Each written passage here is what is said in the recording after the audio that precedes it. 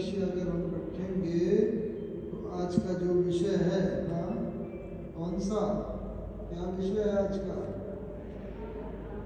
हाँ, इंतजार के बजाय इंतजाम में लगो तो बस हम स्वतः ही इंतजाम में लगे रहेंगे। अक्सर करके कई भाई बहन पूछते हैं कि कब होगा विनाश, कब तक इंतज़ार करें, क्या बातें अनेक अनेक दुनिया में होती हैं। कहीं युद्ध होता है, कहीं कोई ऐसी कम्युनल राइट्स होते हैं, प्रकृति की आपदाएं आती हैं। क्या यही विनाश है? क्या ऐसे ही? तो बहुत लौकिक बातों से अलौकिक बात को तुलना करते हुए कई भाई बहन देखते भी हैं और समझते हैं।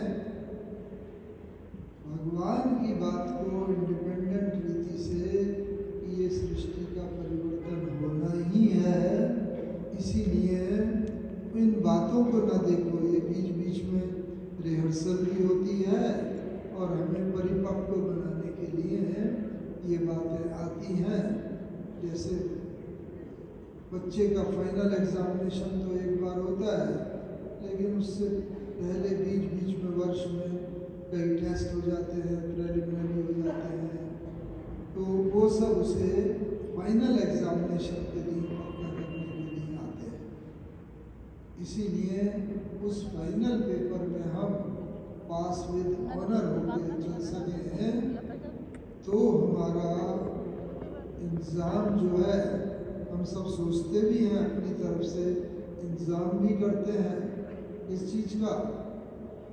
बाबा ने कहा इंतज़ार नहीं करो, इंतजाम करो, क्योंकि हमें कोई भी लक्ष्य होता है ना, तो उसको हासिल करने के लिए इंतज़ाम करने होता है।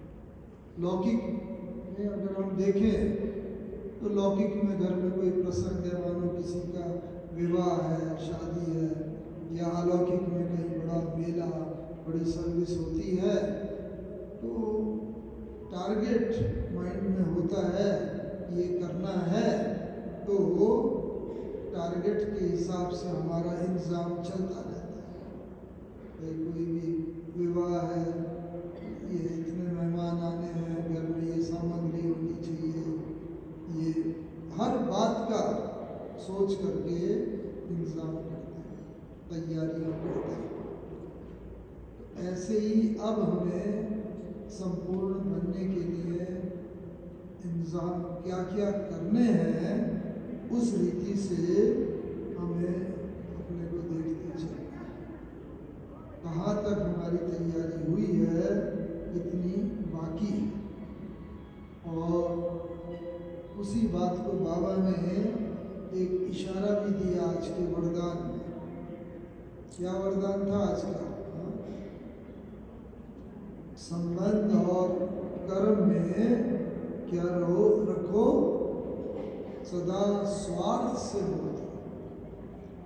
अक्सर देखा जाए तो सारे दिन भर में जो भी कार्य होते हैं, जीवन में अधिकतर कोई बातें होती हैं, कहीं ना कहीं हमारा स्थूल या सूक्ष्म स्वार्थ भी होता है।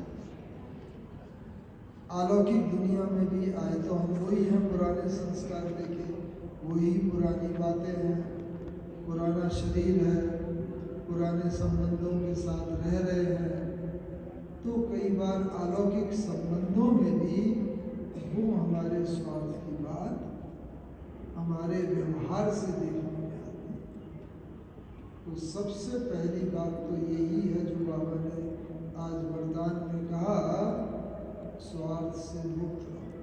अगर हम इंतज़ाम कोई करना चाहते हैं, परफेक्ट हो, हम अंत समय में तक संपूर्ण कर्मातीत बन जाएं, जैसे ब्रह्मा बाबा भी बने, तो उसके लिए हमें अपने को हर स्टेप्स पर ये देखना पड़े, क्या ये बात मैं स्वार्थ के वशीभूत होके कर रहा हूँ या कर रही हूँ, या विश्व का कल्याण इसके अंदर निहित है।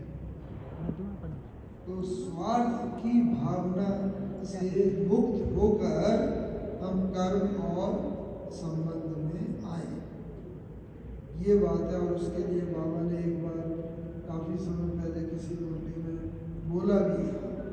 क्या बोला था?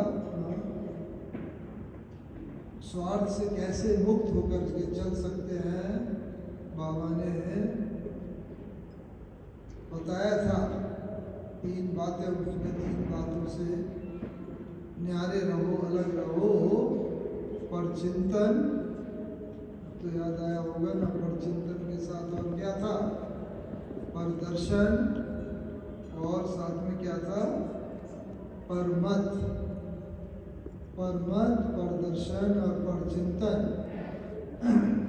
इनसे, क्योंकि स्वार्थ का मतलब ये शरीर भी तो पर ही है ना, हमारा शरीर में तो आत्मा को ध्यान में रखते हुए कर्म करना है।